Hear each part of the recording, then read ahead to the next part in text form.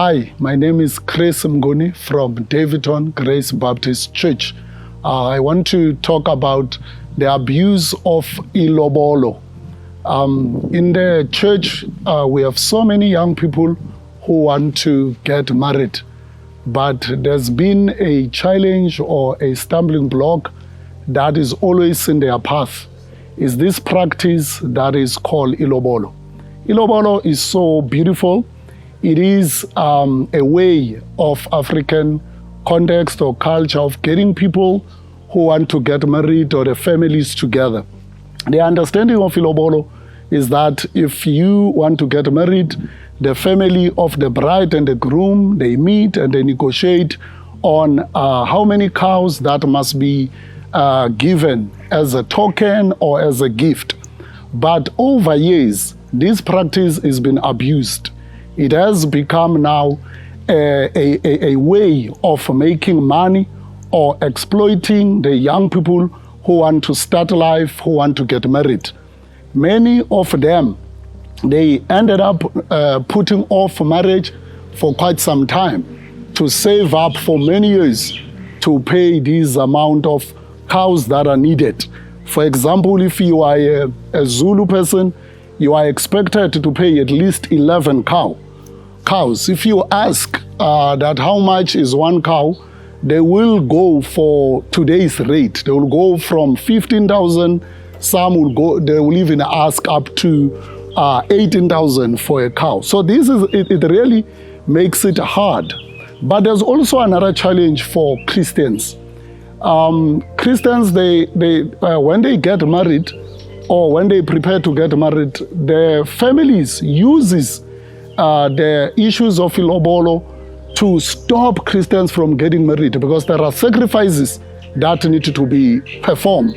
Actually, one of the cow that they are using, they use it to slaughter it for their ancestors, to introduce this new couple to the dead people. So what should a church do? What should be a response of a church? Firstly, a church should appreciate marriage and value marriage.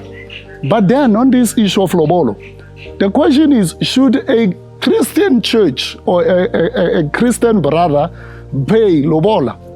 The answer will be yes. The Bible talks about honoring your parents. So one of the way of honoring your parents, yes, you should be asking what is it that is needed for one to get married. So in African context, Lobola is one of those things that are needed. But then how should we deal with the issue of abuse? My advice would be, there's a need to counsel the young people who are getting married to be able to sit down with their parents and explain that they do desire to get married, but they may not have this amount of money that is needed.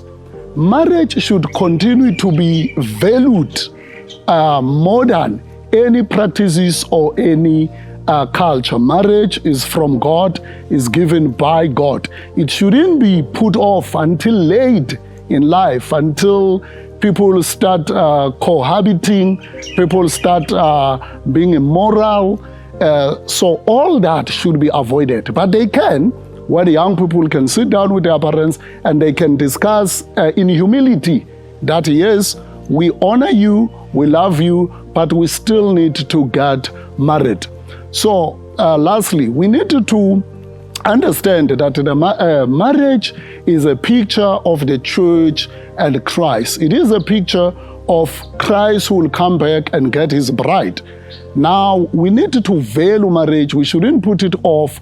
We should encourage young people to get married, even though there's this abuse, even though there's these challenges. If you're a young person, you really are facing these challenges, what you need to do, if you are a Christian, you need to speak to your pastor, you need to seek counsel, you need to speak to some of the older Christians who have walked this journey, and you should ask at least a godly wisdom. But you mustn't forget that it is our responsibilities to honor our families as we discuss these things, but we need to continue to discuss it in love and in humility.